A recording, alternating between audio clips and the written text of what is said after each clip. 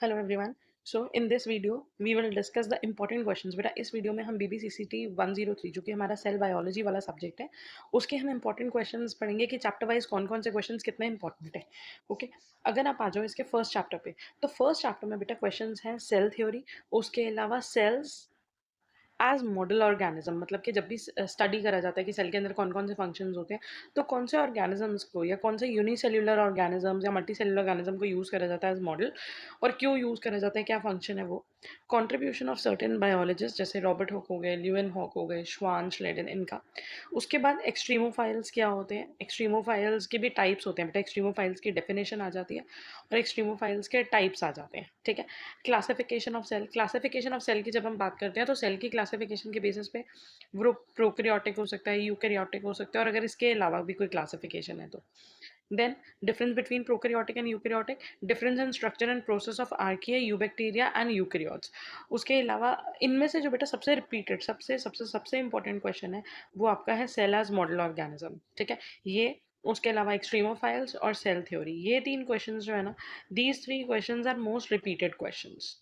Okay, plus ये chapter करना इसलिए भी इंपॉर्टेंट है क्योंकि ये चैप्टर हर पेपर में, इन एवरी पेपर, इस चैप्टर की रेंज नियरली 5 to 8 मार्क्स या 6 मार्क का एक क्वेश्चन तो बन ही जाता है। कभी कभी तो मॉडल का पूरा क्वेश्चन एक 10 मार्क्स का आ जाता है। ठीक है, तो ये वाला चैप्टर वर्थ डूइंग है क्योंकि ये चैप्टर ईजी है, it is not that difficult.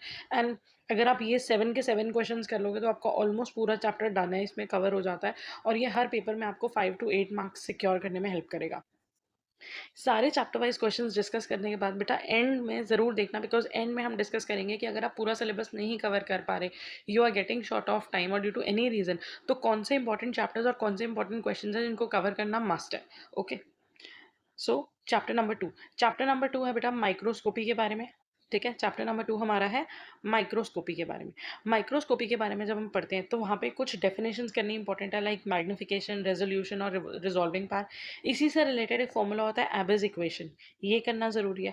Apart from that, types of microscopy, जितनी भी टाइप्स ऑफ माइक्रोस्कोपी है वो इंपॉर्टेंट है, whether it is light microscopy, bright field, dark field, interference, phase contrast, fluorescence, confocal, ये सारी माइक्रोस्कोपीज का principal और एप्लीकेशन, कि किस प्रिंसिपल पे काम करती है और कहाँ पे कौन सी माइक्रोस्कोपी की टेक्निक यूज़ करी जाती है, all these are very important. ठीक है, ये बहुत इंपॉर्टेंट क्वेश्चन है, और इसमें से जो क्वेश्चन बार बार पेपर में रिपीट देखे गए हैं वो क्वेश्चन है बेटा ब्राइट फील्ड और डार्क फील्ड में difference, interference and face contrast में डिफरेंस काफ़ी बार देखा गया है।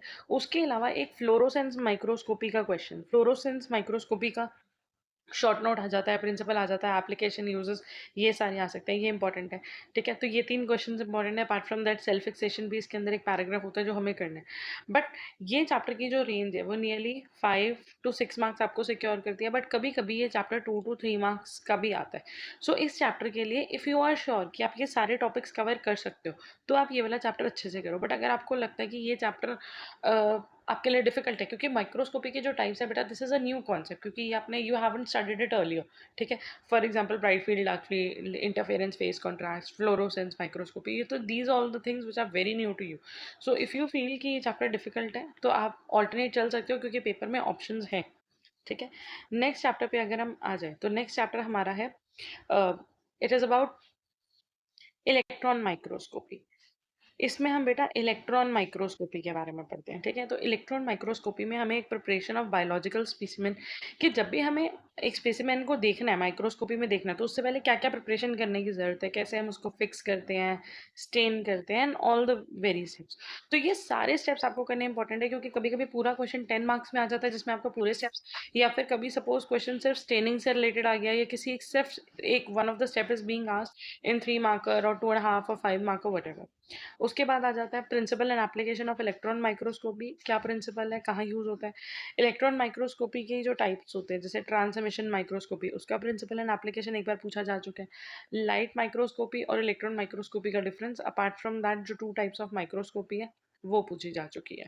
ठीक है, तो इसमें से जो हमारा सबसे इंपॉर्टेंट क्वेश्चन है वो इंपॉर्टेंट क्वेश्चन है बेटा प्रिपरेशन ऑफ बायोलॉजिकल स्पीसीमेन।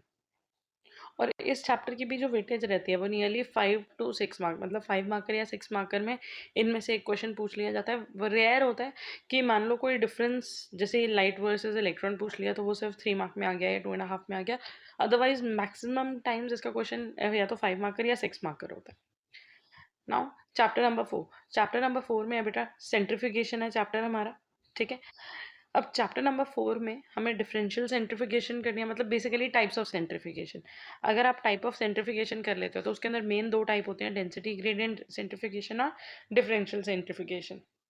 उसके बाद इसके भी फर्दर टाइप्स होते हैं, रेड जोनल सेंट्रीफिकेशन और आइसोपिकनिक सेंट्रीफिकेशन। तो आपको ये टाइप्स अच्छे से करने हैं, टाइप्स कर लिए तो चाहे वो क्वेश्चन प्रिंसिपल या एप्लीकेशन पे आए, उनके डिफरेंस के बीच में आए। क्योंकि ज़्यादातर क्या पूछ सकते हैं, प्रिंसिपल पूछ सकते हैं, एप्लीकेशन पूछ सकते हैं या डिफरेंस पूछ सकते हैं। तो बेसिकली चार ही सेंट्रीफिकेशन है, डिफरेंशियल, डेंसिटी और उनके दो type, that is red zonal और आइसोपिनिक, ठीक है। और एक सब सेल्यूलर फ्रैक्शनेशन फ्रैक्शनेशन होता है।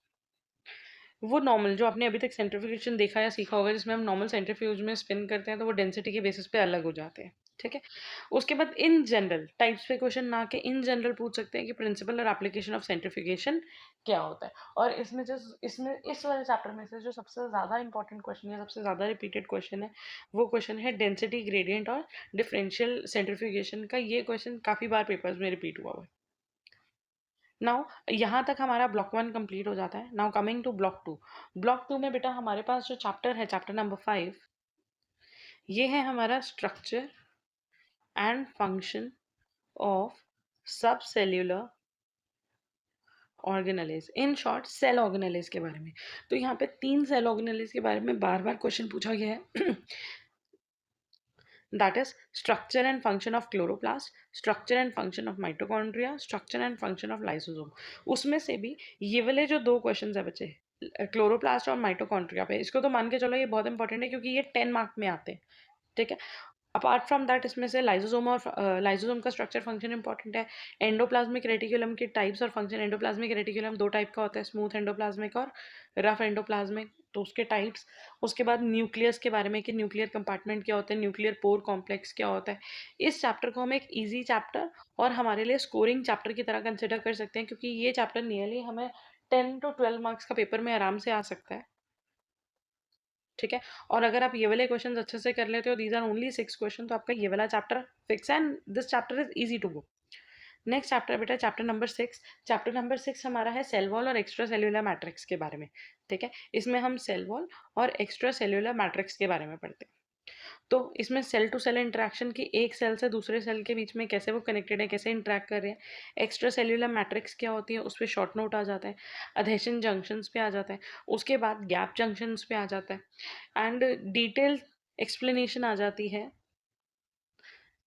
Cell wall of plant cell and cell wall of fungi cell, ठीक है। सेल वॉल जो होती है वो बेसिकली 3 ही कैटेगरी ऑफ ऑर्गेनिज्म प्रोसेस करते हैं, बैक्टीरिया, प्लांट सेल और फंजाई सेल। अगर आप इस चैप्टर को प्रिपेयर कर रहे हो तो एक क्वेश्चन जो अभी तक नहीं आया, but I guess you should prepare that, जो कि बैक्टीरियल सेल वॉल है, ठीक है। क्योंकि बैक्टीरियल सेल वॉल अभी तक पेपर में नहीं आई, प्लांट सेल वॉल आ गई, फंगल सेल वॉल आ गई, बैक्टीरियल सेल वॉल नहीं आई।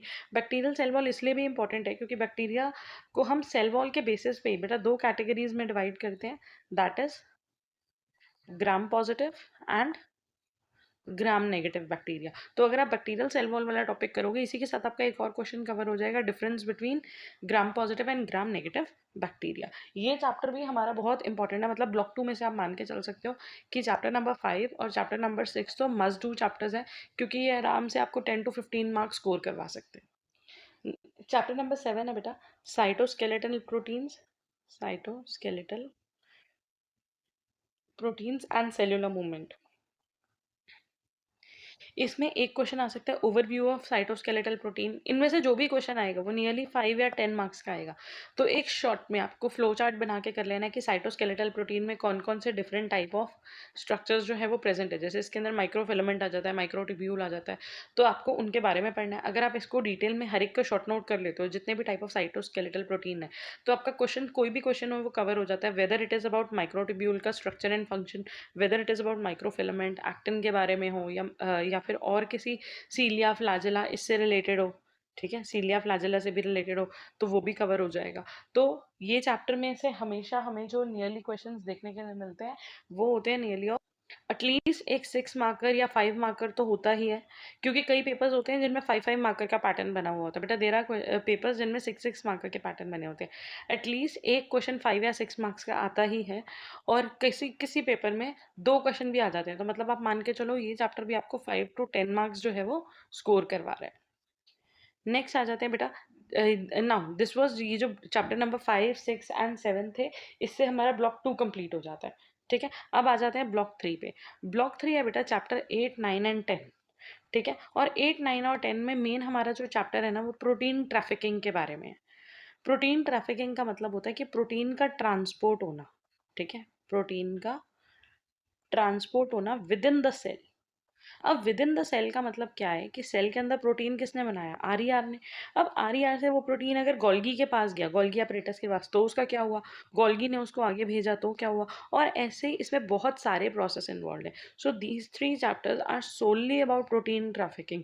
ठीक है, लेकिन इसमें से अगर हम पैटर्न देखेंगे रिपीटेड क्वेश्चंस का, तो रिपीटेड क्वेश्चंस का जो पैटर्न है वो बेरली कोई है, मतलब there are only 2 questions which are very very important, क्योंकि वो ज़्यादातर पेपर्स में रिपीट हो रहे हैं। एक तो एन ग्लाइकोसाइलेशन वर्सेस ओ ग्लाइकोसाइलेशन, इसमें डिफरेंस आ जाता है, इस पे शॉर्ट नोट आ जाता है, और कभी कभी इनमें से किसी एक पे भी शॉर्ट नोट आ सकता है। उसके अलावा गोल्गी का क्या रोल होता है इन प्रोटीन सॉर्टिंग। ठीक है, ये एक इंपॉर्टेंट पार्ट है कि गोल्गी कैसे हेल्प करता है प्रोटीन को ट्रांस, क्योंकि ईआर से जो प्रोटीन है ना बेटा वो किसको मिल रहा है, गोल्गी को। तो यहाँ पे आपको गोल्गी के सिस फेज को, गोल्गी के ट्रांस फेज को और उनके फंक्शंस, उसके वेसिकल के बारे में ये करने की जरूरत है। ठीक है, दो इसमें से भी देयर आर क्वेश्चंस, अगर हम एक बार क्वेश्चंस देखें तो यहाँ से वेसिकुलर ट्रांसपोर्ट पे क्वेश्चन बनता है। ठीक है, ग्लाइकोसाइलेशन से क्वेश्चन आ जाता है चैप्टर 10 में से। चैप्टर 9 में से हमारे पास राइबोसोम पे क्वेश्चन आ जाता है, सिग्नल हाइपोथेसिस पे क्वेश्चन आ सकते हैं। उसके अलावा इन ब्रीफ पूछ सकते हैं कि जनरली प्रोटीन टारगेटिंग क्या होती है और प्रोटीन टारगेटिंग कैसे होती है। ठीक है, ये क्वेश्चन पूछ सकते हैं। प्रोटीन फोल्डिंग कैसे होती है ईआर में, उस पर क्वेश्चन आ सकता है। तो और एक क्वेश्चन को ट्रांसलेशनल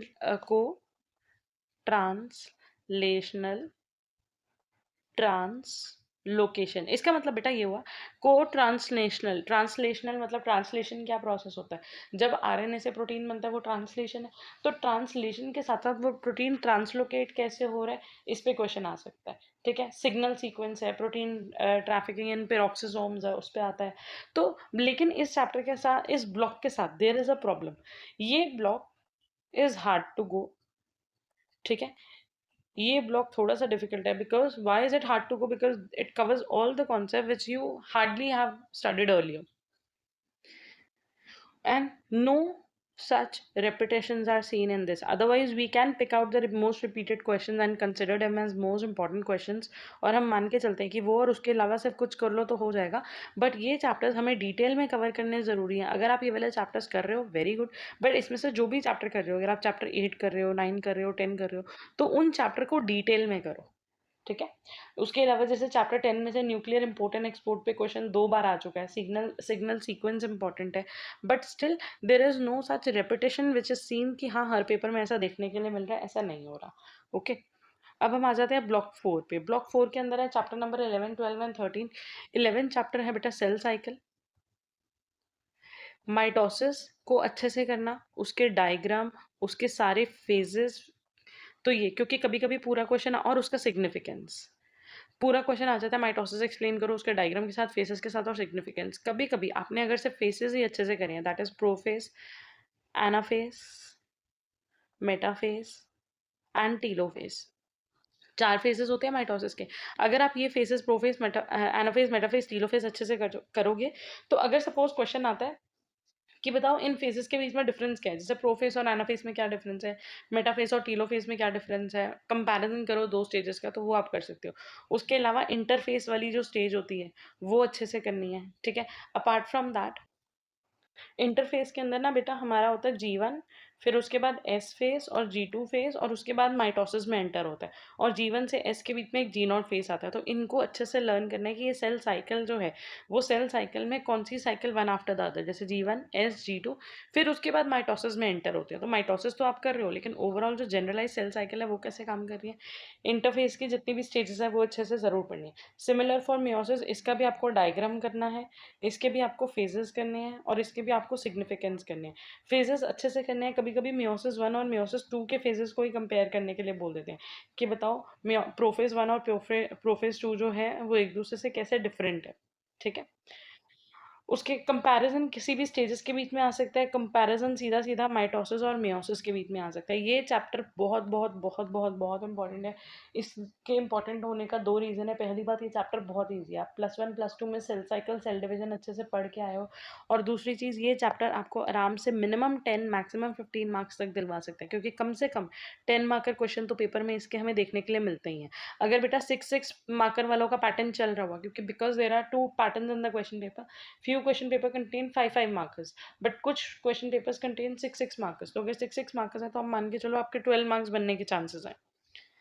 नेक्स्ट अगर आ जाते हैं बेटा, नेक्स्ट चैप्टर हमारा है regulation of cell cycle. Regulation of cell cycle. अब सेल साइकिल के बारे में तो हमने पढ़ लिया। रेगुलेशन मतलब वो मॉनिटर कैसे हो रहे हैं। तो सेल साइकिल के डिफरेंट चेक पॉइंट्स होते हैं। ठीक है, सेल साइकिल रेगुलेशन का रोल क्या है, वो क्यों इंपॉर्टेंट है, कौन कौन से मॉलिक्यूल्स है जो रेगुलेटरी मॉलिक्यूल्स होते हैं। रेगुलेटरी मॉलिक्यूल में बेटा साइक्लिन आता है और सीडीकेज मतलब कि साइक्लिन डिपेंडेंट काइनेसिस।